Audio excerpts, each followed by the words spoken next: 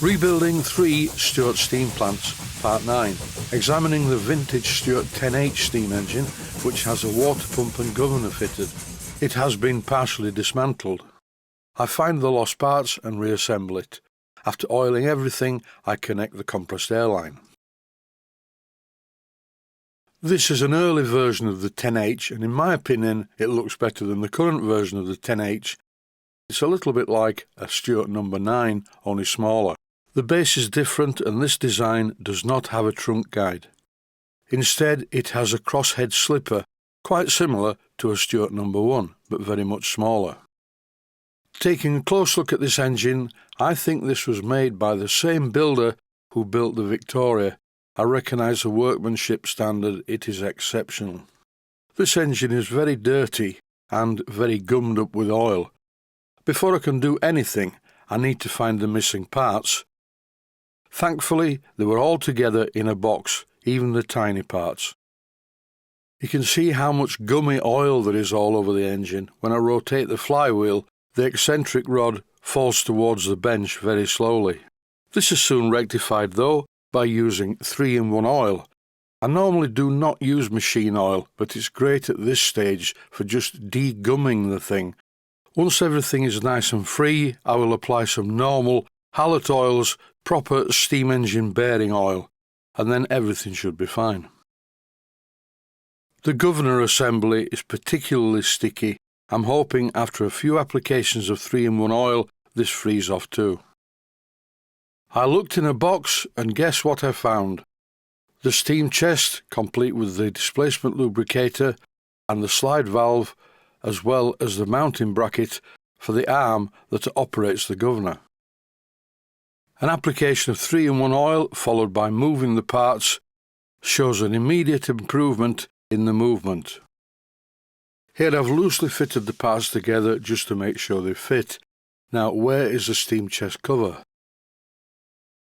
A kind viewer sent me a part-built Stuart 10H along with the invoice that was originally with it. Look how cheap it was, but really back in the day £2, 8 shillings and no pence was quite a lot of money. In 1970 I was an electronics engineer apprentice for a very short while, may I add, and my weekly earnings were £4, 19 and 4pence, and that also had to cover 2 trips to Huddersfield to the college.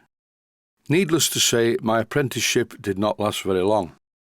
In the fullness of time, I became a professional musician, and that turned out to be a very good decision for me.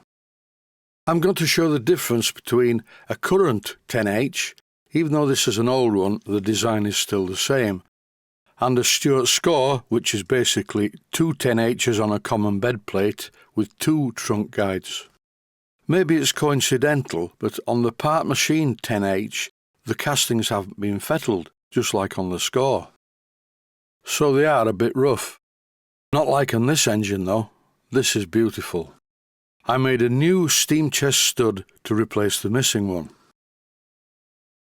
Then I found a square piece of brass with holes in it, which I assume to be the steam chest cover. This is wrong.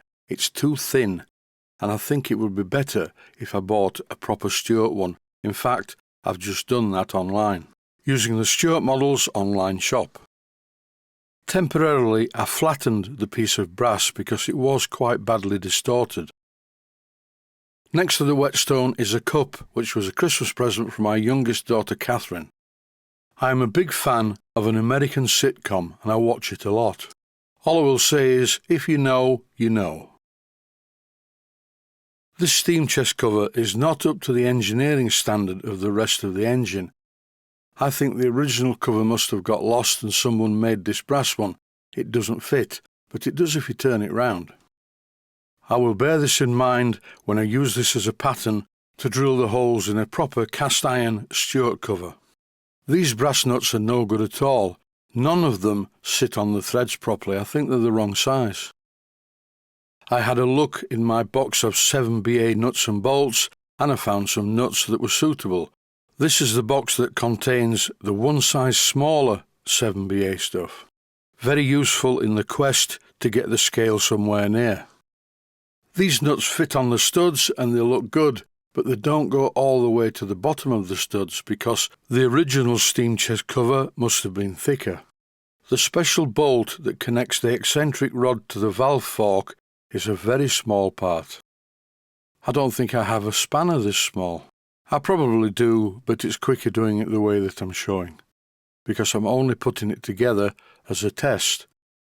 In fact, I've just bought some gaskets, amongst other things, from Stuart Models. I've connected the airline, and not to my surprise, this beautifully made engine runs very well. And it appears to be very well timed too. Whoever built this really knew what they were doing. More about this engine in forthcoming episodes, as I bring it back to its former glory. But that's it for now. Stay safe, stay healthy, thanks for watching, and I hope you found it useful.